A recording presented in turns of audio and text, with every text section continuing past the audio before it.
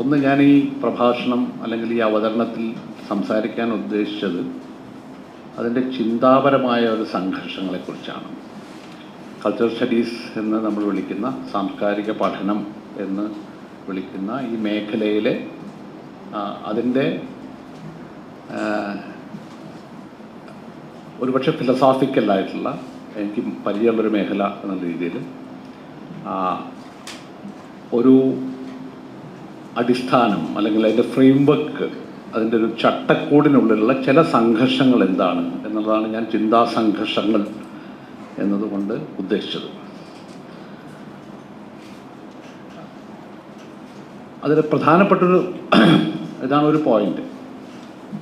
എന്താണ് വാസ്തവത്തിൽ ഈ സംഘർഷം?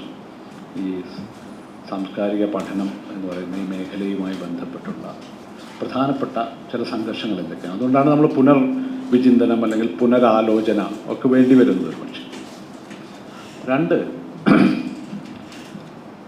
എനിക്ക് തോന്നുന്നത് ഈ ഒരു സംഘർഷം എന്താണെന്നതിനെ പറ്റിയുള്ള എൻ്റെ ഒരു നിഗമനം ഇതാണ്. സാംസ്കാരിക പഠനം ഒരു പക്ഷേ ഈ പറഞ്ഞ പോലെ ഒരു വിമർശനാത്മകമായ സിദ്ധാന്തം, അത് അവരിൽ വിമർശനാത്മകമായ ഒരു വിചാര മാതൃക എന്ന രീതിയിലാണ് അത് തുടങ്ങുന്നതും കുറേ കാലത്തേക്കെങ്കിലും തുടരുന്നത്. പക്ഷെ അതിന് സംഭവിച്ച ഒരു കാര്യമായിട്ട് എനിക്ക് തോന്നുന്നത്, ഒരു വിമർശനാത്മകമായ ഒരു ക്രിട്ടിക്കൽ തിയറി എന്നൊക്കെ വിളിക്കുന്ന, അല്ലെങ്കിൽ വിമർശനാത്മകമായ ഒരു ചിന്തയുടെ അതിൻ്റെ ഒരു വിചാര മാതൃക, അതിൻ്റെ പാരഡൈം, അതിൻ്റെ അടിസ്ഥാന സങ്കല്പങ്ങളെ മുൻകൂറായി നിരോധിച്ചുകൊണ്ടാണ് അത് മുന്നേറിയത്. ഒരു ഫോർക്ലോഷർ അതിൽ നടന്നിട്ടുണ്ട്. കാരണം ഒരു വിമർശനാത്മകമായ ചിന്തയ്ക്ക് നങ്കൂരമിടാൻ ഉള്ള, അതിനെ ആങ്കർ ചെയ്യാനുള്ള കൺസെപ്ച്വൽ ടൂൾസിനെ മുഴുവൻ അത് നിരസിക്കുന്നുണ്ട്. ഇതാണ് അതിൻ്റെ ഏറ്റവും പ്രധാനപ്പെട്ട സംഘർഷം എന്നാണ് ഞാൻ വിചാരിക്കുന്നത്. മൂന്നാമത്തെ ഒരു കാര്യമായിട്ട് പറയുന്നത്, ഞാൻ ചെറുതായിട്ട് ഈ പറഞ്ഞ പോയിന്റ്സ് വിശദീകരിക്കാൻ ശ്രമിക്കാം, അത് അവസാനിപ്പിക്കാം. തീർച്ചയായിട്ടും ഒരു പുനർവിചിന്തനം ആവശ്യമുള്ളൊരു ഘട്ടമാണ്. അല്ലെങ്കിൽ പലപ്പോഴും പല ആളുകളും ഇപ്പോൾ ഒരു ന്യൂ കൾച്ചറൽ സ്റ്റഡീസ് എന്നൊരാശയം രൂപപ്പെടുത്താൻ ശ്രമിക്കുന്നതായിട്ട് ഞാൻ കണ്ടിട്ടുണ്ട്. ഒരു പുസ്തകത്തിൻ്റെ പേര് തന്നെയുണ്ട്, ന്യൂ കൾച്ചറൽ സ്റ്റഡീസ്. അത് ഈ അർത്ഥത്തിൽ ഞാൻ നേരത്തെ പറഞ്ഞ ഒരു സംഘർഷത്തെ അഭിമുഖീകരിക്കാനും അതിനെ മറികടക്കാനും ഉള്ള ഒരു ശ്രമത്തിൻ്റെ ഭാഗമാണ് ഈ സാംസ്കാരിക പഠനങ്ങൾ എന്ന കൃത്യമായി വ്യാഖ്യാനിക്കപ്പെട്ട, കൃത്യമായി നിർവചിക്കപ്പെട്ട ഒരു പഠന മേഖലയായിട്ടത് മാറിയിട്ടില്ലെങ്കിൽ പോലും ചില സൂചനകളെ ഉൾക്കൊള്ളുന്ന, ചില മുന്നറിയിപ്പുകൾ, ചില സന്ദേശങ്ങൾ, ചില ഡിറക്ഷൻസ് തരുന്ന ഒന്നായിട്ടത് മാറുന്നുണ്ട് എന്നെനിക്ക് തോന്നുന്നു. നാലാമത്തത്, what are the ways, possible ways in which one can, ഞാൻ നാലാമത്തായിട്ട് പറയുന്നത്, ഇതിന് സ്വാഭാവികമായിട്ടുണ്ടാവുന്നത് നേരത്തെ പറഞ്ഞ സാംസ്കാരിക പഠനത്തിൻ്റെ തുടർച്ചയിൽ ഫോർക്ലോസ് ചെയ്യപ്പെട്ടുള്ള, മുൻകൂറായി നിരോധിക്കപ്പെട്ടുള്ള സങ്കല്പന സാമഗ്രികളെ ഒരു പക്ഷേ തിരിച്ചു പിടിക്കുക അല്ലെങ്കിൽ ഒരു റീക്ലെയിം ചെയ്യുക എന്നുള്ളതാണ് അതിൻ്റെ ഒരു പ്രധാനപ്പെട്ടത്. ഇപ്പം ഉദാഹരണത്തിന്, ഇപ്പം ട്രൂത്ത് എന്ന് പറയുന്ന ഒരു സങ്കല്പം, അല്ലെങ്കിൽ ഇപ്പം മനുഷ്യനെ പറ്റിയിട്ട് നേരത്തെ പറഞ്ഞു, അല്ലെങ്കിൽ ദ സബ്ജക്റ്റ് എന്നുള്ള ആശയം, അല്ലെങ്കിൽ ഇപ്പം സാഹിത്യ സിദ്ധാന്തങ്ങളൊക്കെ ആയിട്ട് ബന്ധപ്പെട്ട് നോക്കുകയാണെങ്കിൽ സൗന്ദര്യം എന്നുള്ള സങ്കല്പം, ഇതിനെയൊക്കെ അതിൻ്റെ സങ്കല്പനപരമായ അടിസ്ഥാനങ്ങളെ മുഴുവൻ നിരോധിച്ചുകൊണ്ടാണ്, ഒരർത്ഥത്തിൽ നിരോധിച്ചുകൊണ്ടാണ്, അല്ലെങ്കിൽ മുൻകൂറായി തന്നെ റദ്ദാക്കിക്കൊണ്ടാണ് സാംസ്കാരിക പഠനങ്ങളുടെ യാത്ര ഒരു ഘട്ടം വരെയെങ്കിലും നടന്നതെങ്കിൽ അവയെ തിരിച്ചു പിടിക്കാനുള്ള ശ്രമം ഇപ്പം നടക്കുന്നുള്ളതാണ്. തിരിച്ചു പിടിക്കുന്നതിനേക്കാൾ ഞാൻ റീക്ലെയിമിംഗ് എന്നാണ്, ഓക്കെ, റീക്ലെയിം ചെയ്യാനുള്ള ഒരു ശ്രമം ഇപ്പം നടക്കുന്നു എന്നുള്ളത് വളരെ പ്രധാനപ്പെട്ട ഒരു കാര്യമാണ്. ഇപ്പോൾ ട്രൂത്തിനെ പുതിയ രീതിയിൽ നിർവചിക്കാനുള്ള ശ്രമം, മനുഷ്യൻ എന്ന സങ്കല്പത്തെ, സൗന്ദര്യം എന്നുള്ള സങ്കല്പത്തെ, അതുപോലെ ഇപ്പോൾ സബ്ജക്റ്റ് എന്നുള്ള ആശയത്തെ, ഇതൊക്കെ പുതിയ രീതിയിൽ എന്ന് പറഞ്ഞാൽ അത് പഴയതിലേക്കുള്ള തിരിച്ചുപോക്കല്ല ഒരിക്കലും, ഓക്കെ, അതിനെ ആ ഒരു റീക്ലെയിമിംഗ് എന്നുള്ളതാണ് ഈ പുതിയ സൈദ്ധാന്തിക പരിശ്രമങ്ങളുടെ ഒരു അടിസ്ഥാനമായിട്ട് ഞാൻ കാണുന്നു. ഇത്രയും കാര്യങ്ങളാണ്. ഈ ഒരു 4-5 കാര്യങ്ങളാണ് ഞാൻ ഈ ഒരു അവതരണത്തിൽ ഉൾപ്പെടുത്താൻ ഉദ്ദേശിച്ചത്. എത്രത്തോളം എനിക്ക് പറയാൻ പറ്റുമെന്ന് എനിക്കറിയില്ല, എങ്കിൽ പോലും ചില കാര്യങ്ങൾ പറയാം. ഇപ്പോൾ ഇവിടെ എല്ലാവരും സൂചിപ്പിച്ച പോലെ ഏതാണ്ടൊരു 70 വർഷം എന്ന് പറയാറുണ്ട് ഇതിൻ്റെ ചരിത്രം. 70 ആയിരിക്കില്ല, ഒരു പക്ഷേ ഒരു സജീവമായ ഒരു ഗവേഷണ മേഖല എന്ന രീതിയിൽ സാംസ്കാരിക പഠനങ്ങൾ രൂപപ്പെട്ടു വന്നിട്ട് 10-60 വർഷമായിട്ടില്ല. ഏതാണ്ട് ഒരു റിട്ടയർമെൻറ്റ് ഏജായി, വിരമിക്കാനുള്ള പ്രായമായി എന്നാണ് എനിക്ക് തോന്നുന്നത്. ഒരു 60-65 വയസ്സ് വരെയൊക്കെയാണ് സാധാരണ നമ്മളൊരു സജീവമായ കർമ്മ ജീവിതം. അപ്പോൾ സാംസ്കാരിക പഠനത്തിന് ഏതാണ്ട് ഒരു എന്താ പറയുക, അടുത്തും പറ്റുന്ന സമയമായിട്ടുണ്ട് എന്നെനിക്ക് തോന്നുന്നു. അത് 2 തരത്തിലുണ്ട്. ഒന്ന്, നേരത്തെ പലരും സൂചിപ്പിച്ച പോലെ തന്നെ പല സ്കൂളുകളും അടയ്ക്കുന്നു, കൾച്ചറൽ സ്റ്റഡീസ് എന്ന് പറയുന്ന മേഖലകൾ, ഡിപ്പാർട്ട്മെൻറ്റുകൾ അടയ്ക്കുന്നു. അതിന് വേറെ വശമാണ്, ഞാനതല്ല പറയുന്നത്. അതിൻ്റെ ഇൻറ്റേർണലായിട്ടുള്ള സംഘർഷങ്ങൾ, ആഭ്യന്തര സംഘർഷങ്ങൾ തന്നെ അത് അസ്തമിക്കുന്നതിന് അല്ലെങ്കിൽ അത് ഒളികെട്ട് പോകുന്നതിനുള്ള പ്രധാനപ്പെട്ട കാരണമായി മാറിയിട്ടുണ്ട് എന്നെനിക്ക് തോന്നുന്നു. ഇതാണ് ഒരുപക്ഷെ ഒരു പുനർവിചിന്തനത്തിൻ്റെ ഘട്ടമായിട്ട് മാറാനുള്ള കാരണം. രണ്ടാമത്തെ ഈ പറഞ്ഞ കാര്യത്തിൻ്റെ തുടർച്ച എന്ന രീതിയിൽ പറയുകയാണെങ്കിൽ, എന്തുകൊണ്ടാണ് ഒരു വിമർശനാത്മകമായ ഒരു സിദ്ധാന്തം അല്ലെങ്കിൽ വിമർശന സിദ്ധാന്തം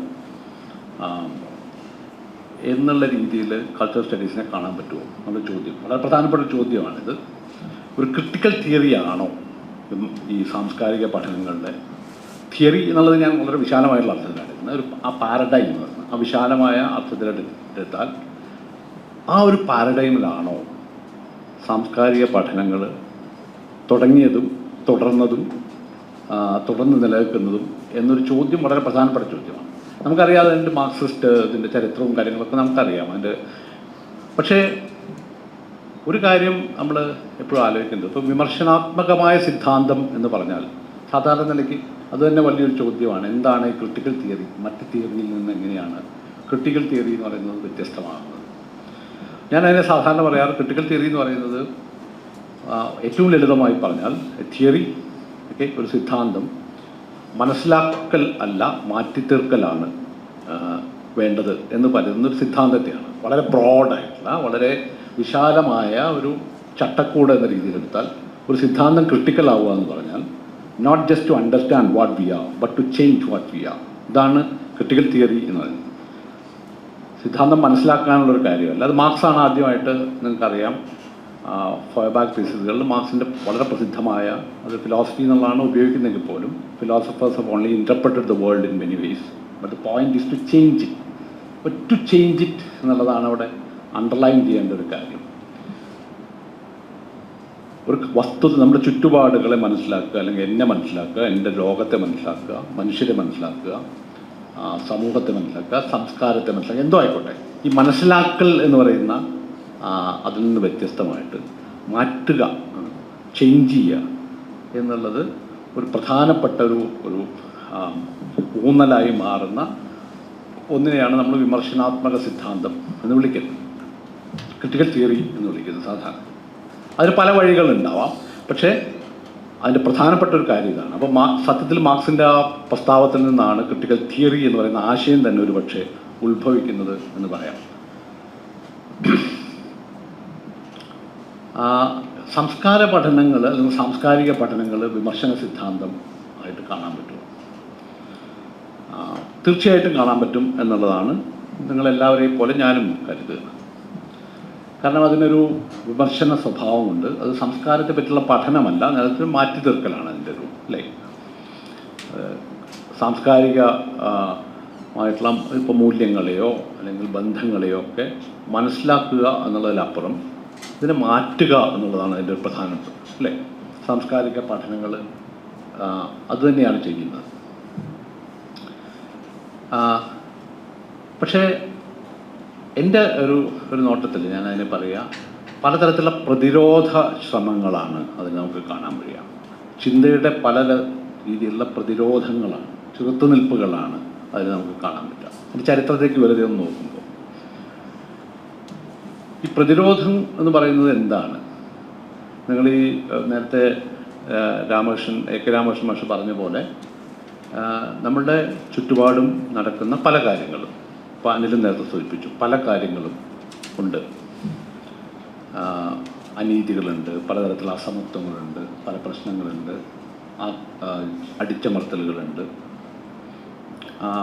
ഇതിനോടുള്ള പ്രതിരോധമായിട്ടാണ്, അക്കാദമികമായിട്ടുള്ള പ്രതിരോധമായിട്ടാണ് സാംസ്കാരിക പഠനങ്ങൾ ഉണ്ടാവുന്നത് നമുക്കറിയാം. അപ്പോൾ അത് വെറും മനസ്സിലാക്കുന്ന ഒരു വ്യവഹാരമല്ല, ഒരു അവസ്ഥയെ മനസ്സിലാക്കുക എന്നുള്ള പോസിറ്റിവിസ്റ്റിക്കായിട്ട് മനസ്സിലാക്കുക എന്നുള്ളതല്ല അതിൻ്റെ പ്രധാനപ്പെട്ട ഒരു ഉദ്യമം നമുക്കറിയാം. പക്ഷേ ഈ പ്രതിരോധം എന്ന് പറയുന്നത് വളരെ പ്രധാനപ്പെട്ട ഒരു ആശയമാണ്. പക്ഷെ അതുപോലെ തന്നെ അതിൽ ചെറിയൊരു അപകടമുണ്ട്.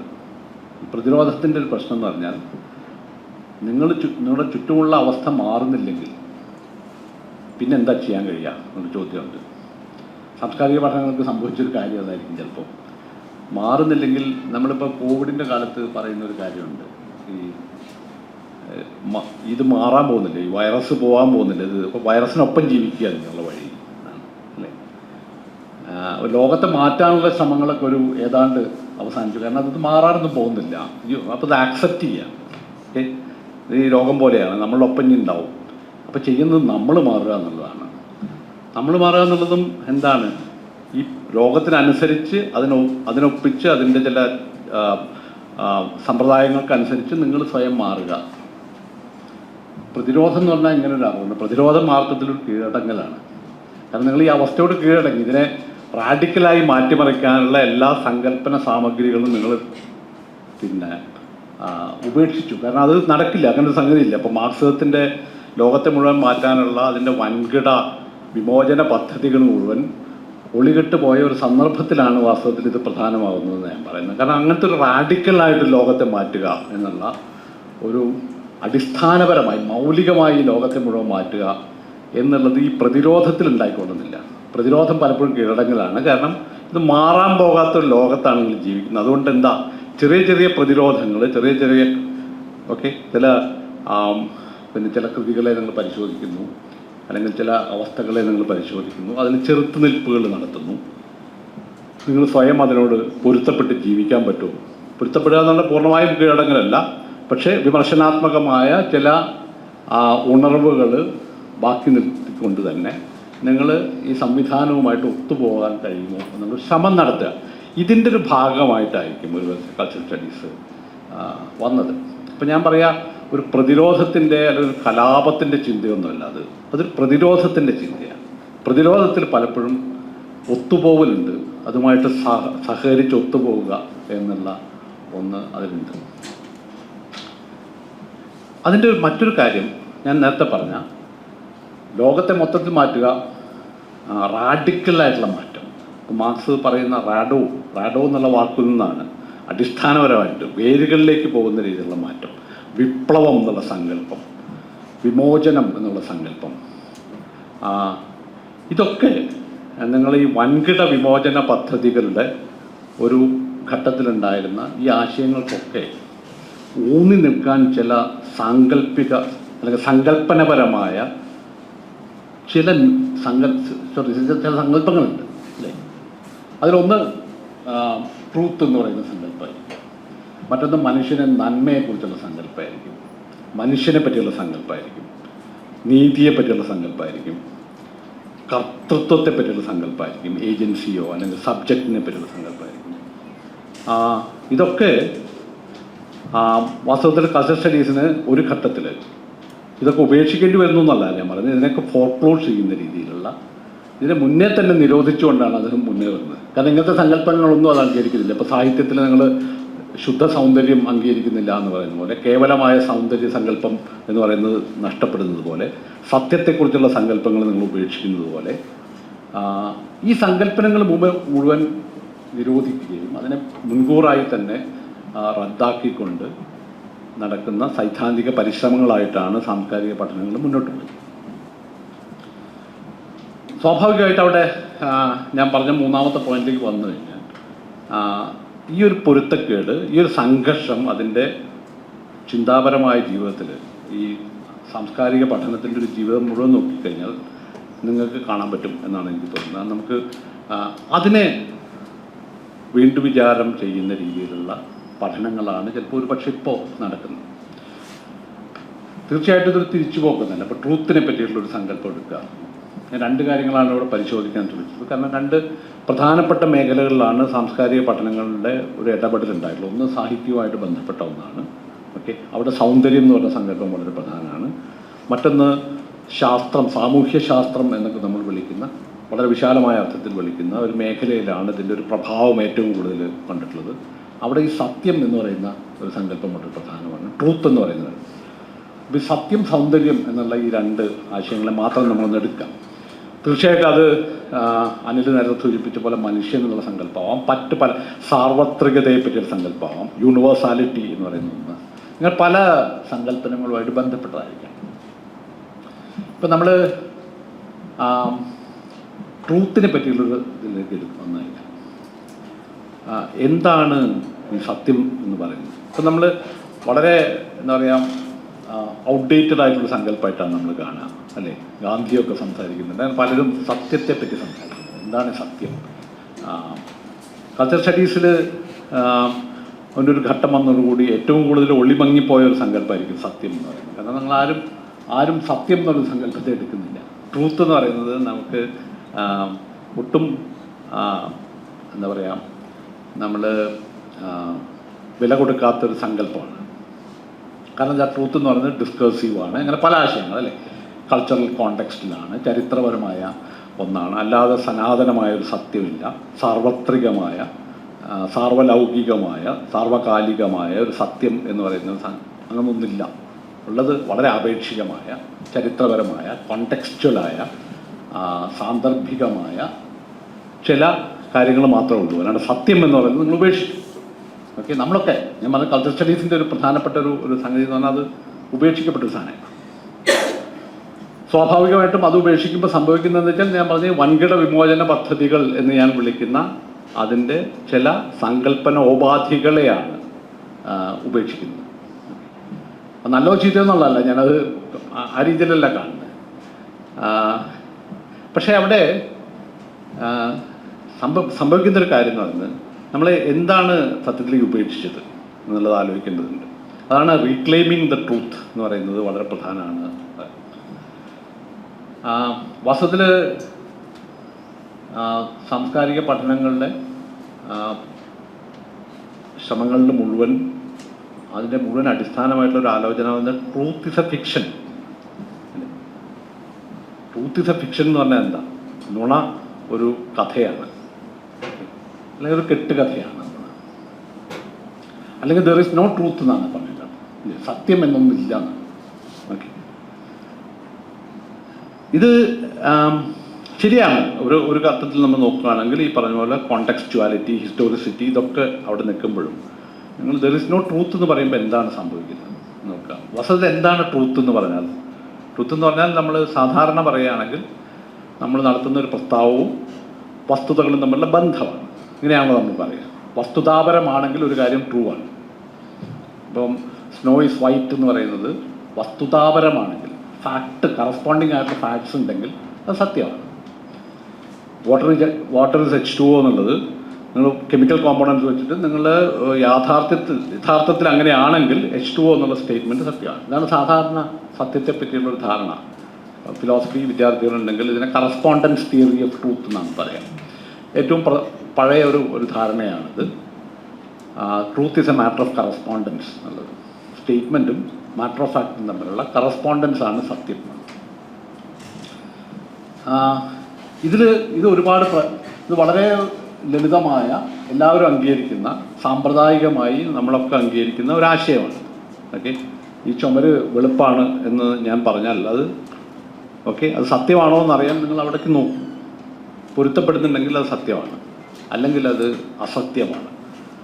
അപ്പോൾ ട്രൂത്ത് എന്ന് പറയുന്നത് ഒരു കറസ്പോണ്ടൻസിൻ്റെ വിഷയമാണ് എന്നുള്ളതാണ് ഒരു സാമാന്യമായ ഒരു ധാരണ. ഒരു തിയറിയൊന്നും പറയേണ്ട ഒരു സാമാന്യ ധാരണ അതാണ്.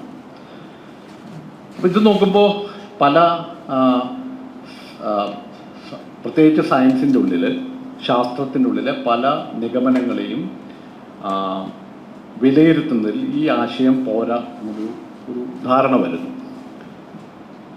കാരണം അങ്ങനെ കറസ്പോണ്ടൻസിലൂടെയല്ല സത്യം, ഒരു സ്റ്റേറ്റ്മെൻറ്റിൻ്റെ സത്യം എന്ന് പറയുന്നത് കാണാൻ. അപ്പോൾ പല സിദ്ധാന്തങ്ങൾ വന്നു. കൊഹിയറൻസ് തിയറി എന്ന് പറയുന്ന തിയറി ഉണ്ടായി. കൊഹിയറൻസ് തിയറി എന്ന് പറഞ്ഞാൽ കറസ്പോണ്ടൻസ് അല്ല സത്യത്തിൽ നിർണ്ണയിക്കുന്നത്, നേരെ മറിച്ച് നിങ്ങളുടെ ഒരു പ്രത്യേക ബിലീഫ് അതുമായി ബന്ധപ്പെട്ട മറ്റ് ബിലീഫ്സ് എന്ന് പറഞ്ഞാൽ ഞാൻ പറഞ്ഞത് പിന്നെ ഈ സയൻസിൻ്റെ ഉള്ളിലുള്ള ബിലീഫ്, ഓക്കെ, ജ്ഞാനമാവാൻ യോഗ്യമായിട്ടുള്ള വിശ്വാസങ്ങൾ. ഇപ്പം ഹൈഡ്രജനെ പറ്റിയിട്ട് നിങ്ങൾക്കൊരു വിശ്വാസമുണ്ട് എന്ന് പറഞ്ഞാൽ നിങ്ങൾക്ക് പ്രൂവ് ചെയ്യപ്പെട്ട ഒരു ധാരണയുണ്ട്. ഓക്സിജനെ പറ്റിയുണ്ട്, കെമിക്കൽ കോമ്പണൻസിനെ പറ്റിയൊക്കെ നിങ്ങൾക്ക് ധാരണകളുണ്ട്. ഇപ്പോൾ വാട്ടർ ഈസ് H2O എന്ന് പറയുന്ന ഈ സ്റ്റേറ്റ്മെൻറ്റ് ട്രൂ ആണെന്ന് പറഞ്ഞാൽ അല്ലെങ്കിൽ ഫോൾസ് ആണെന്ന് പറയുന്നത് ആ വിശ്വാസ സംഹിതയുടെ ഉള്ളിൽ അത് പൊരുത്തപ്പെടുന്നുണ്ടോ എന്നുള്ളതാണ് നോക്കേണ്ടത്, അല്ലാണ്ട് കറസ്പോണ്ടൻസ് അല്ല. നിങ്ങളുടെ വിശ്വാസ സംഹിതയിൽ വിശ്വാസങ്ങളുടെ കൂട്ടത്തിനുള്ളിൽ അതിന് പൊരുത്തമുണ്ടെങ്കിൽ, കൊഹിയറൻസ് ഉണ്ടെങ്കിൽ മാത്രമാണ് നിങ്ങൾക്ക് സ്റ്റേറ്റ്മെൻറ്റ് ട്രൂ ആവുന്നത് അല്ലെങ്കിൽ ഫോൾസ് ആവുന്നതും. ഫോൾസിറ്റിയും ട്രൂത്തും നിർണ്ണയിക്കുന്നത് ഈ കൊഹിയറൻസ് ആണ്, കറസ്പോണ്ടൻസ് അല്ല എന്നുള്ളതാണ് മറ്റൊരു ആശയം. വളരെ പ്രബലമായി ഇത് സയൻസിൻ്റെ ഉള്ളിലുണ്ടായിട്ടൊരു ആശയമാണ്. അതുകൊണ്ട് സയൻസിൻ്റെ പഴയ ക്ലെയിം ഇല്ല. ഒരു സയൻസിൻ്റെ പ്രസ്താവങ്ങൾ മുഴുവൻ ലോകത്തെ ഇങ്ങനെ റെപ്രസെൻ്റ് ചെയ്യുന്നുണ്ട്, കറസ്പോണ്ട് ചെയ്യുന്ന ഫാക്ട്സ് ഉണ്ട്. അതാണ് ഇത് മാറുകയാണ്, ഈ കൊഹിയറൻസ് എന്ന് പറയുന്ന ആശയം വരും. ഇതിൽ നിന്ന് പിന്നെ ഉണ്ടായിട്ടുള്ളൊരു മാറ്റം എന്ന് പറയുന്നത് പിന്നീട് ഒരുപക്ഷെ കൾച്ചറൽ സ്റ്റഡീസിനെ സംബന്ധിച്ചിടത്തോളം വളരെ പ്രധാനപ്പെട്ട ഒരാശയം, ട്രൂത്തിനെ പറ്റിയുള്ളൊരു ആശയം എന്ന് പറയുന്നത് ഡിസ്കേഴ്സീവ് തിയറി ഓഫ് ട്രൂത്ത് ആണ് അതിന് പൊതുവെ പറയുന്നത്. എന്ന് പറഞ്ഞാൽ ട്രൂത്ത് എന്ന് പറയുന്നത് കറസ്പോണ്ടൻസിൻ്റെ പ്രശ്നമല്ല, ലോകത്ത് എന്ത് ഉണ്ട് എന്നുള്ളതല്ല, നിങ്ങൾ ലോകത്തെപ്പറ്റി നിങ്ങൾ സംസാരിക്കുന്ന രീതിയുമായിട്ട് ബന്ധപ്പെട്ടതാണ്. ഡിസ്കോഴ്സിൻ്റെ ഉള്ളിലാണ്. ഡിസ്കോഴ്സ് എന്ന് പറഞ്ഞാൽ set of statements about the world. ലോകത്തെപ്പറ്റി നിങ്ങൾ നടത്തുന്ന കുറേ പ്രസ്താവങ്ങളുടെ ഒരു കൂട്ടത്തെയാണ് നമ്മൾ ഡിസ്കോഴ്സ് എന്ന് പറയുന്നത്. അപ്പോൾ ട്രൂത്ത് സത്യത്തിൽ ഡിസ്കോഴ്സിൻ്റെ ഉള്ളിൽ മാത്രമേ ഉള്ളൂ. ഡിസ്കോഴ്സിന് പുറത്തുള്ളൊരു ലോകവുമായിട്ട് തട്ടിച്ച് നോക്കിയിട്ടല്ല നിങ്ങൾ ട്രൂത്തിനെ നിർണ്ണയിക്കുന്നത്. അപ്പോൾ truth is a property within the discourse. Okay, so there is no truth outside the discourse. Okay, അപ്പോൾ സത്യത്തെക്കുറിച്ചുള്ള ഈ ആശയം മുഴുവൻ മാറുകയാണ്. ഒരുപക്ഷെ കൾച്ചറൽ സ്റ്റഡീസിൻ്റെ അടിസ്ഥാന ആശയങ്ങളിൽ ഒന്നായി മാറിയത് ഈ ഡിസ്കോഴ്സ് എന്നുള്ളതാണ്. പിൽക്കാലത്ത്, ആദ്യകാലത്തല്ല ഞാൻ പറയുന്നത്, പിൽക്കാലത്ത് ഓക്കെ കൾച്ചറിനെ പറ്റി പഠിക്കുക അല്ലെങ്കിൽ സാംസ്കാരികമായി പഠിക്കുക, ടെക്സ്റ്റ് എന്ന് പറയുന്ന ആശയങ്ങളിൽ മുഴുവൻ അടിസ്ഥാനമായി മാറിയിട്ടുള്ളത് ഈ കറസ്പോണ്ടൻസിനും കൊഹിയറൻസിനും അപ്പുറത്ത് ഡിസ്കോഴ്സ് എന്നുള്ള ഈ ആശയം ആണ് പ്രധാനമായിട്ട് വന്നത്. സ്വാഭാവികമായിട്ട് അപ്പം എന്താ ഉണ്ടായത്?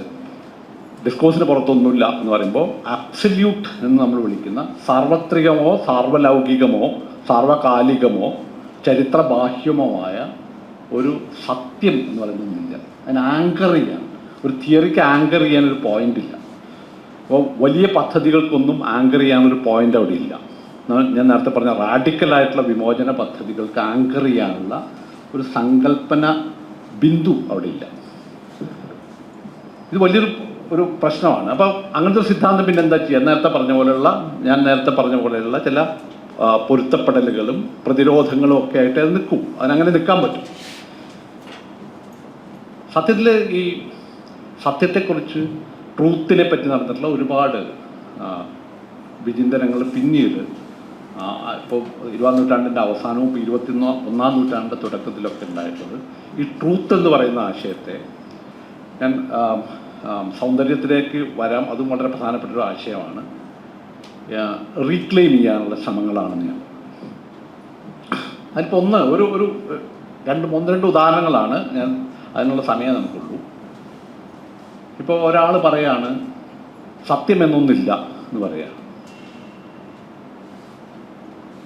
എന്ന് പറഞ്ഞാൽ അതിൻ്റെ അർത്ഥം സത്യം എന്ന ഒന്നില്ല എന്നുള്ളത് സത്യമാണെന്നാണ്, ആണല്ലോ. Okay, there is no truth എന്ന് പറഞ്ഞാൽ it is true that there is no truth, അല്ലേ? ഇങ്ങനെ അല്ലാതെ പറയാൻ പറ്റുമോ? നമുക്കത് പറയാൻ പറ്റില്ല അങ്ങനെ. ഓക്കെ, ഒരു പെർഫോമേറ്റീവ് സെൽഫ് കോൺട്രഡിക്ഷൻ എപ്പോഴും ഉണ്ട് അതിൽ. Okay, the moment I say that there is no truth, it means that at least this is true. Okay, it is no truth എന്ന് പറഞ്ഞാൽ ട്രൂത്ത് ഉണ്ട് നമ്മൾ. അപ്പോൾ ട്രൂത്ത് എന്താണ് പറഞ്ഞത്? ട്രൂത്തിനെ പറ്റി നമ്മൾ ട്രൂത്ത് എന്ന് പറയുന്ന ആശയത്തെ കൈയൊഴിയുമ്പോഴും അതിനെപ്പറ്റിയുള്ള ചിന്തകൾ നടക്കുമ്പോഴും നമ്മൾ ട്രൂത്ത് എന്ന് പറയുന്ന വളരെ പ്രിമിറ്റീവായിട്ടുള്ള വളരെ പ്രധാനപ്പെട്ട ഒരു നോഷനെ നമ്മൾ ഉപേക്ഷിക്കുക. നീച്ചയാണ് ആദ്യമായിട്ട് ട്രൂത്ത് എന്നതിനെ പറ്റിയിട്ട് ഈ ഒരു വലിയൊരു പ്രസ്താവന നടത്തുന്നത്. അത് വളരെ ലിറ്റററി ആയിട്ടുള്ള രീതിയിലാണ് നീച്ച അത് പറയുന്നത്. Truth is the longest line that human being has ever told. മനുഷ്യർ പറഞ്ഞ ഏറ്റവും ദൈർഘ്യമേറിയ നുണയാണ് സത്യം എന്നാണ് നീച്ചയുടെ പ്രസ്താവം. ഇത് ശരിയാണ്, ഇത് വളരെ പ്രധാനപ്പെട്ടാണ്. പക്ഷേ ഇത് പറയുന്നത് ട്രൂ ആണോ ഫോൾസ് ആണോ? അപ്പം ഞാനിത് പറയുമ്പോൾ തന്നെ ട്രൂത്തിനെ പറ്റിയൊരു ക്ലെയിം ഉന്നയിക്കുന്നുണ്ട് അവിടെ. ഓക്കെ, ഒരു അവകാശവാദം ഉന്നയിക്കുന്നുണ്ട്. ഞാനീ പറഞ്ഞത് ശരിയാണെന്നുള്ളൊരു അവകാശവാദം ഉന്നയിക്കുന്നുണ്ട്. ഇങ്ങനൊരു ക്ലെയിം ഇല്ലാതെ എനിക്കൊരു കാര്യം പറയാൻ പറ്റില്ല. ഒരു തിയറിക്കും ഇപ്പോൾ ഒരു തിയറി ട്രൂത്ത് ഇല്ല എന്നുള്ളൊരു തിയറി ഉണ്ടെങ്കിൽ ആ തിയറിയുടെ ഒരു പ്രശ്നം എന്താ? ഓക്കെ, അത് ഒരു പെർഫോമേറ്റീവ് സെൽഫ് കോൺട്രഡിക്ഷൻ അതിലുണ്ട്. പറയുന്നതിലൂടെ തന്നെ അത് സ്വയം നിരോധിക്കുന്നുണ്ട്. ഈ സിദ്ധാന്തങ്ങൾക്കൊക്കെ ഈ ഒരു പ്രശ്നം ഉണ്ട്. അപ്പോൾ ട്രൂത്തിനെ നമ്മൾ റീലൊക്കേറ്റ് ചെയ്യണം വേറെ എവിടെയെങ്കിലും. ഓക്കെ, ഇങ്ങനെ ട്രൂത്ത് നിരോധിച്ചുകൊണ്ട്, ട്രൂത്ത് എന്ന് പറയുന്ന ഒരു ആശയത്തെ സമ്പൂർണ്ണമായി നിരോധിച്ചുകൊണ്ട് നിങ്ങൾക്ക് ഒരു തിയറി സാധ്യമാണ്. ഇപ്പോൾ കൾച്ചറൽ സ്റ്റഡീസിൽ ഏറ്റവും വലിയ ക്രൈസിസ് ഇതായിരിക്കും. അപ്പോൾ എങ്ങനെയായിരിക്കും ഇതിനെ റീക്ലെയിമിങ് ദ ട്രൂത്ത് എന്ന് പറയുന്നത് എന്തായിരിക്കും? അപ്പോൾ പല ശ്രമങ്ങളുണ്ട്. ഇപ്പം ചില ആളുകൾ, ഇപ്പോൾ ഹാബർമാസിനെ പോലുള്ള ആളുകൾ പറയും truth is A validity claim implied in every speech act. നിങ്ങളുടെ ഓരോ സ്പീച്ച് ആക്ടിലും ഇംപ്ലൈഡ് ആയിട്ടുള്ള ഒരു വാലിഡിറ്റി ക്ലെയിമാണ് ട്രൂത്ത് എന്ന് പറയുന്നത്. അതിനെ നിങ്ങൾക്ക് അങ്ങനെ നിഷേധിക്കാൻ പറ്റില്ല. അതിനെ നിഷേധിക്കുക എന്ന് പറഞ്ഞാൽ സ്വയം നിഷേധിക്കുക എന്നർത്ഥം. ആ തലത്തിൽ അതിന് യൂണിവേഴ്സാലിറ്റി ഉണ്ട്. അതായത് ഞാനൊരു കാര്യം പറയുമ്പോൾ അതിൻ്റെ അർത്ഥം എന്താണ്? ഞാൻ ഈ പറയുന്ന കാര്യം സത്യമാണെന്നുള്ള ക്ലെയിം അതിലുണ്ട്.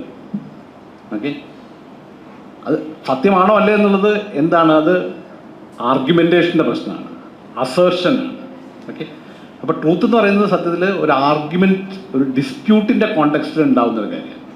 സാധാരണ നിലയ്ക്ക് ഞാൻ പറയില്ല ട്രൂത്ത് എന്ന് പറഞ്ഞാൽ. അപ്പോൾ വാട്ടർ ഇസ് H2O എന്ന് പറഞ്ഞു കഴിഞ്ഞാൽ അപ്പം ഞാൻ പറയുകയാണ് it is true that water is H2O എന്ന് പറയുകയാണ്. അങ്ങനെ ഞാൻ സാധാരണ പറയില്ല, നമ്മളാരും പറയില്ല. ഓക്കെ, എപ്പോഴാണ് it is true that water is H2O എന്ന് ഞാൻ പറയാം? ആരെങ്കിലും എന്നെ ചോദ്യം ചെയ്യുമ്പോഴാണ്, അല്ലേ? വാട്ടർ H2O അല്ല എന്നൊരാൾ പറയുമ്പോൾ ഞാൻ അസേർട്ട് ചെയ്യും അവിടെ ഇത് H2O എന്ന് പറയുന്നത്, വാട്ടർ എന്ന് പറയുന്നത് H2O ആണെന്നുള്ളത് ഞാൻ ഇപ്പോൾ ഒരു അസേർഷനാണ്, ഒരു ആർഗ്യുമെൻ്റാണ്, ഒരു ഡിസ്പ്യൂട്ടിൻ്റെ കോണ്ടെക്സ്റ്റിലാണ് ട്രൂത്ത് ഉണ്ടാകുന്നത്. ഓക്കെ, ഒരു ഡിസ്പ്യൂട്ടും ഇല്ലെങ്കിൽ എനിക്ക് ട്രൂത്ത് എന്ന് പറയേണ്ട കാര്യമില്ല അവിടെ, ഇറ്റ് ഈസ് ട്രൂ എന്ന് പറയേണ്ട കാര്യമില്ല. അത് റിഡൻഡൻ്റാണ്. ഇപ്പോൾ ഈ ഫിലോസഫി അറിയുന്നവർക്ക് അറിയാം, റിഡൻഡൻസി തിയറി ഓഫ് ട്രൂത്ത് എന്ന് അതിന് പറയാം. കാരണം ട്രൂത്ത് ഒരു റിഡൻഡൻ്റ് ആയിട്ടുള്ള കാര്യമാണ്, നിങ്ങൾ പറയേണ്ട കാര്യമില്ല. ഇപ്പം വൈൻ എന്ന് പറയുന്ന ഒരു ചിന്തകനുണ്ട്. അദ്ദേഹം പറയുന്ന ഒരു കാര്യം എന്ന് പറഞ്ഞാൽ ഡിസ്കൊട്ടേഷണൽ തിയറി എന്നാണ് പറയുന്നത്. അതായത് നിങ്ങളിപ്പം സ്നോ ഈസ് വൈറ്റ് എന്ന് പറഞ്ഞാൽ, ചുമരിൽ എഴുതേണ്ടതാണ്, പക്ഷെ ഞാൻ സമയമില്ലാത്തതുകൊണ്ട് ഞാൻ പറഞ്ഞത്. സ്നോ ഈസ് വൈറ്റ് എന്ന് പറഞ്ഞാൽ, snow is white is true എന്ന് പറഞ്ഞാൽ, ഓക്കെ, എന്താ അതിൻ്റെ അർത്ഥം? സ്നോ ഈസ് വൈറ്റ് എന്നാണ് അതിൻ്റെ അർത്ഥം. Okay, snow is white quote ചെയ്തിട്ട് ഈസ് ട്രൂ എന്ന് പറഞ്ഞാൽ അതിൻ്റെ അർത്ഥം സ്നോ ഈസ് വൈറ്റ് എന്നാണ്. അപ്പോൾ ട്രൂത്ത് എന്താണ് അവിടെ? ഒരു ഡിഫ്ലേഷനറി, അതായത് ഡിഫ്ലേഷനാണ്. അതായത് നിങ്ങൾ ആ കൊട്ടേഷൻ അങ്ങ് മാറ്റിക്കഴിഞ്ഞാൽ ഇതായി ഒരു മെറ്റാ ലാംഗ്വേജിൽ നിന്ന് നിങ്ങളൊരു ഒബ്ജക്റ്റീവ് ലാംഗ്വേജിലേക്ക് മാറുക എന്നുള്ളതാണ്. അപ്പോൾ truth is a matter of disquotation എന്നാണ് പുള്ളി പറയാം. അത് ഞാൻ പറഞ്ഞതിൻ്റെ അർത്ഥം ട്രൂത്തിനെ പറ്റിയുള്ള ഒരു വലിയ രീതിയിലുള്ള ഇപ്പോൾ ഫിലോസഫിയിൽ നോക്കിയാലും മറ്റ് മേഖലകളിലൊക്കെ ഈ ട്രൂത്ത് എന്ന് പറയുന്ന നോഷനെ കുറിച്ചുള്ള റീതിങ്കിങ്ങിൻ്റെ അല്ലെങ്കിൽ റീക്ലെയിമിങ്ങിൻ്റെ ഒരു വലിയ ഡിസ്കോഴ്സ് ഇപ്പം നടക്കുന്നുണ്ട്. ഇത് എന്തിനാകുമ്പോൾ നടക്കുന്നത്? ഇതിനെ നമുക്ക് വേണമെങ്കിൽ കൾച്ചറൽ സ്റ്റഡീസായിട്ട് ബന്ധപ്പെട്ട്, ഇത് കൾച്ചറൽ സ്റ്റഡീസുമായിട്ട് ഇതിനെ ബന്ധിപ്പിക്കാനുള്ള ശ്രമങ്ങളെയാണ് ഞാൻ നവസാംസ്കാരിക പഠനങ്ങൾ എന്ന് പറയുന്നത്. അതിപ്പോൾ അങ്ങനെ ഒരു വളർന്നു വന്നൊരു മേഖലയല്ല. ആ കൂടി എനിക്ക് പെട്ടെന്ന് എനിക്ക് അതിൻ്റെ റെഫറൻസ് ഇപ്പോൾ എടുക്കാൻ ഞാൻ മറന്നുപോയി. ഒരു പലതരത്തിലുള്ള പരിശ്രമങ്ങളുടെ ഒരു പുതിയ സംരംഭങ്ങളുടെ ഒരു മേഖലയായിട്ടാണ് ഞാനിതിനെ പറയുന്നത്. ഇനി ട്രൂത്തിനെ പറ്റി പിന്നെ ഉണ്ട് കേട്ടോ. ഇപ്പോൾ പ്രാഗ്മാറ്റിക് ആയിട്ട് ട്രൂത്തിനെ കാണുക. ട്രൂത്ത് എന്ന് പറഞ്ഞാൽ കറസ്പോണ്ടൻസ് അല്ല. ഒരു കാര്യം ട്രൂ ആവുന്നത് അതുകൊണ്ട് നിങ്ങൾക്ക് എന്തെങ്കിലും ഗുണം ഉണ്ടാവും, എന്തെങ്കിലും ഉപയോഗം ഉണ്ടാകുമ്പോഴാണ്. അതുകൊണ്ട് നിങ്ങൾക്ക് എന്തെങ്കിലും ഉപയോഗമുണ്ട്. ഇപ്പോൾ വാട്ടർ ഇസ് H2O എന്നുള്ളത് ട്രൂ ആവുന്നത് വാട്ടർ H2O ആയതുകൊണ്ടല്ല, ആ പ്രത്യേക വിജ്ഞാനം കൊണ്ട് നിങ്ങൾക്ക് ചില കാര്യങ്ങൾ ചെയ്യാൻ പറ്റും, ചില പ്രഡിക്ഷൻസ് നടത്താൻ പറ്റും, ചില മെറ്റീരിയൽ റിയാലിറ്റിയുടെ ചില ബിഹേവിയർ നിങ്ങൾക്ക് പ്രഡിക്റ്റ് ചെയ്യാൻ പറ്റുന്ന നിങ്ങൾക്ക് ഗുണകരമായ ഒരു പ്രസ്താവമാണ് എന്നുള്ളത് കൊണ്ടാണ് അത് ട്രൂ ആവുന്നത്. അല്ലാതെ അത് കറസ്പോണ്ടിങ് കറസ്പോണ്ടൻസ് അല്ല അതിൻ്റെ പ്രശ്നം. ഇങ്ങനെ ട്രൂത്തിനെ പറ്റിയുള്ള പലതരത്തിലുള്ള വിചിന്തനങ്ങളും ഒക്കെ നടക്കുന്ന ഒരു കാലം കൂടിയാണ് ഇത്. അപ്പോൾ അതിൽ ചിലപ്പം ട്രൂത്തിനെ പറ്റിയുള്ള പല പുതിയ സങ്കല്പങ്ങൾ വരുന്നുണ്ടാവും. അപ്പോൾ മാർക്സിസ്റ്റുകൾ തന്നെ അതിനെപ്പറ്റി സംസാരിക്കുന്നത്. ഇപ്പോൾ ഉദാഹരണത്തിന് മാർക്സിസ്റ്റ് എന്ന് ഞാൻ വിളിക്കുന്ന കോട്ട് അൺകോട്ടിലാണ്. ഇപ്പോൾ എല്ലാ മനുഷ്യരും തുല്യരാണ്. ഇപ്പോൾ അനിൽ മനുഷ്യരെ പറ്റി പറഞ്ഞപ്പോൾ ഞാൻ പറഞ്ഞു, എല്ലാ മനുഷ്യരും തുല്യരാണ് എന്നുള്ള സ്റ്റേറ്റ്മെൻറ്റ് ട്രൂ ആണ്.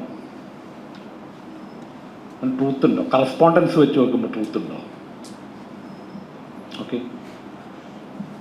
ഇപ്പോൾ കൾച്ചർ സ്റ്റഡീസിൻ്റെ രീതിയിൽ ആ പാരഡൈമിൽ നിൽക്കുന്ന ഒരാൾക്ക് അത് ട്രൂത്ത് എന്ന് പറയാൻ പറ്റില്ല അവിടെ, അല്ലേ? അബ്സല്യൂട്ടായിട്ടുള്ള ട്രൂത്ത് അവിടെ ഇല്ല. കാരണം നിങ്ങൾ ആദ്യം തന്നെ അതിനെ തള്ളിക്കളഞ്ഞു. അബ്സല്യൂട്ടായിട്ടുള്ള ട്രൂത്ത് എന്ന് പറയുന്നൊരു സാധനമില്ല. സാർവത്രികമായ ഒരു സത്യമില്ലെങ്കിൽ എല്ലാ മനുഷ്യരും തുല്യമാണെന്നുള്ളത് എങ്ങനെ സത്യമാവുക? ട്രൂത്തില്ലല്ലോ അവിടെ. ഓക്കെ. സാർവലൗകികമായ സാർവകാലികമായ സത്യമല്ലാന്ന് നമുക്കറിയാം. ഒരു കാലത്തത് സത്യമായി അംഗീകരിക്കപ്പെട്ടില്ല എന്നുള്ളത് ശരിയാണ്. പക്ഷേ ഇപ്പോൾ ഒരു ചിന്തകൻ ബാജ്യു പറയുന്ന ഒരു കാര്യം, ട്രൂത്ത് എപ്പോഴും പോസ്റ്റ് ഇവൻ്റൽ ആയിട്ടുള്ള സാധനമാണ്. ഒരു ഇവൻറ്റിനോടുള്ള ഫിഡിലിറ്റിയിൽ നിന്നാണ്. ഇവൻ്റ് എന്ന് പറഞ്ഞാൽ ഒരു സിറ്റുവേഷനെ, ഒരു പ്രത്യേക ഒരു സമവായത്തെ ഡിസ്റപ്റ്റ് ചെയ്യുന്ന ഒരു സംഭവത്തിനെയാണ് ഇവൻ്റ് എന്ന് വിളിക്കുന്നത്. ഇപ്പോൾ ഫ്രഞ്ച് റവല്യൂഷൻ അങ്ങനെ ഇവൻ്റാണ്. ഓക്കെ. എന്ന് പറഞ്ഞാൽ നിലവിലുള്ള എല്ലാ സാമൂഹ്യ രാഷ്ട്രീയ ജീവിതത്തിൻ്റെ എല്ലാ സമാധാനങ്ങളെയും എല്ലാ ആശ്വാസങ്ങളെയും എല്ലാ സങ്കല്പങ്ങളെയും എല്ലാ മൂല്യങ്ങളെയും വളരെ പെട്ടെന്ന് വളരെ ആകസ്മികമായി അത് മുഴുവൻ തകർക്കുന്ന ഒരു ഇവൻ്റാണ്. ആ ഇവൻറ്റിനോട് നിങ്ങൾക്ക് ഫിഡിലിറ്റി എന്നുള്ള വാക്കാണ് ബാജു ഉപയോഗിക്കുക. അതിനോട് വിശ്വാസ്യത പുലർത്തുന്ന കുറേ ആളുകൾ ഉണ്ടായി വരികയും ആ വിശ്വാസ്യത പുലർത്തുന്ന കുറേ ആളുകൾ ഉണ്ടായി വരുമ്പോൾ പുതിയ സബ്ജക്റ്റ് ഉണ്ടായി വരികയും അതിൻ്റെ ഉള്ളിലാണ് ഓൾ മെൻ ആർ ഈക്വൽ എന്നുള്ളത് സത്യമായി മാറുകയും ചെയ്തു, അല്ലേ? എല്ലാ മനുഷ്യരും സത്യമാണെന്നുള്ള സ്റ്റേറ്റ്മെൻറ്റ് അത് ട്രൂ ആവുന്നത് കറസ്പോണ്ടൻസ് അല്ല, നേരെ മറിച്ച് അതൊരു ഇവൻറ്റിനോടുള്ള ഫിഡിലിറ്റിയിൽ നിന്നുണ്ടാകുന്നു. പക്ഷെ ഫിഡിലിറ്റിയിൽ നിന്നുണ്ടാകുന്ന ഈ ഇവൻറ്റിനോടുള്ള ഫിഡിലിറ്റിയിൽ നിന്നുണ്ടാകുന്ന സത്യം എന്ന് പറഞ്ഞാൽ അത് സാർവത്രികതയുള്ള ഒന്നാണ്. അത് യൂണിവേഴ്സാലിറ്റി ഉണ്ടത്. അപ്പോൾ യൂണിവേഴ്സാലിറ്റി എന്ന് പറയുന്ന സങ്കല്പത്തെയോ സത്യം എന്ന് പറയുന്ന ആശയത്തെയോ മുൻകൂറായി നിരോധിച്ചുകൊണ്ട് നിലനിൽക്കുന്ന ഒരു സൈദ്ധാന്തിക നീക്കത്തിന് ഒരു പക്ഷേ നഷ്ടപ്പെട്ടു പോകുന്നത് എന്ത് എന്നുള്ളത് ആലോചിക്കേണ്ട ഒരു സമയം കൂടിയാണ് ഈ പുനർവിചിന്തനങ്ങളുടെ ഒരു സമയം എന്നാണ് എനിക്ക് തോന്നുന്നത്. സൗന്ദര്യത്തെപ്പറ്റി പറയുകയാണെങ്കിൽ ഒരുപാട് പറയേണ്ടി വരും. നമുക്കറിയാം, ഇപ്പം ഈ മേഖലയിൽ നടക്കുന്ന ഒരു പ്രധാനപ്പെട്ട ശ്രമം ഈ സൗന്ദര്യം എന്നുള്ള സങ്കല്പം, കേവലമായ സൗന്ദര്യം എന്നുള്ള സങ്കല്പത്തെ നേരത്തെ ഞാൻ സൂചിപ്പിച്ച പോലെ തന്നെ മുൻകൂറായി റദ്ദാക്കിക്കൊണ്ട് നിരോധിച്ചുകൊണ്ട് നടന്നിട്ടുള്ള നമ്മുടെ സാഹിത്യ വിചാരങ്ങളുടെയൊക്കെ ഒരു മേഖല ആയിട്ടാണ് സാംസ്കാരിക പഠനങ്ങൾ നമ്മൾ പലപ്പോഴും സ്വീകരിച്ചിട്ടുള്ളത്. അത് തെറ്റ് ശരിയിലേക്കല്ല ഞാൻ പോകുന്നത്. എന്താണ് അതിൽ സംഭവിച്ചതെന്നുള്ളത് തിരിഞ്ഞു നോക്കേണ്ട ഒരു കാര്യം. എന്തുകൊണ്ടാണ് നമ്മൾ സൗന്ദര്യം എന്ന് പറയുന്നതിനെ ഉപേക്ഷിച്ചത്? ഓക്കെ. കേവലമായ സൗന്ദര്യം ഇത് തിരിച്ചു പിടിക്കണം എന്നല്ല ഞാൻ പറയുന്നത്, ഒരിക്കലും അല്ല. ആ തള്ളിക്കളഞ്ഞതിൽ, ആ നിരസിച്ചതിൽ എന്താണ് സംഭവിച്ചത്? നിങ്ങൾക്ക് നിങ്ങളുടെ സാംസ്കാരിക പഠനങ്ങൾക്ക് നഷ്ടപ്പെട്ടത് എന്തായിരിക്കും അതിലൂടെ എന്നുള്ളത് ആലോചിക്കേണ്ട ഒരു സമയം കൂടിയാണ്. അത് പല രീതിയിലായിരിക്കും. ഇപ്പോൾ റാൻസിയറെ പോലുള്ള ആളുകൾ ചിന്തിക്കുന്നുണ്ട്. ബ്യൂട്ടി എന്ന് പറയുന്നത് വളരെ പൊളിറ്റിക്കലായിട്ടൊരു സങ്കല്പമായിട്ട് ഉപയോഗിക്കുക, എസ്തെറ്റിക് എന്ന് പറയുന്നത് വളരെ പൊളിറ്റിക്കലായിട്ടുള്ള സങ്കല്പമായിട്ട് ഉപയോഗിക്കുക. അത് മാർക്സിൽ നിന്ന് തന്നെയാണ് വാസ്തവത്തിൽ തുടങ്ങുന്നത്. മാർക്സിൻ്റെ ഈ ലിബറേഷൻ ഓഫ് ദ സെൻസസ് എന്നുള്ള ആശയവുമായിട്ട് ബന്ധപ്പെട്ട് കമ്മ്യൂണിറ്റിയെ പറ്റിയുള്ള ആശയം, ഈസ്തെറ്റിക് കമ്മ്യൂണിറ്റി എന്നുള്ള ആശയം ഇതൊക്കെ ചെയ്യുന്ന ഒരു പക്ഷേ റീക്ലെയിമിങ് ദ ബ്യൂട്ടി, റീക്ലെയിമിങ് ദ ഈസ്തെറ്റിക് എന്ന് പറയുന്ന ഒന്നാണ്. അപ്പോൾ ഈ രീതിയിലുള്ള പല പരിശ്രമങ്ങളിലും കൂടി ഒരു സമയമാണ് ഒരു പക്ഷേ കൾച്ചർ സ്റ്റഡീസിൻ്റെ ഈ എന്താ പറയുക അടിത്തൂൺ പറ്റുന്ന ഈ സമയം എന്നാണ് എനിക്ക് തോന്നുന്നത്. അതുകൊണ്ട് ഇത് ഒരു പ്രധാനപ്പെട്ട രീതിയിലുള്ള ചിന്തകൾക്ക് വഴിയൊരുക്കുന്ന ഒന്നായി മാറണം എന്ന് മാത്രം പറഞ്ഞുകൊണ്ട്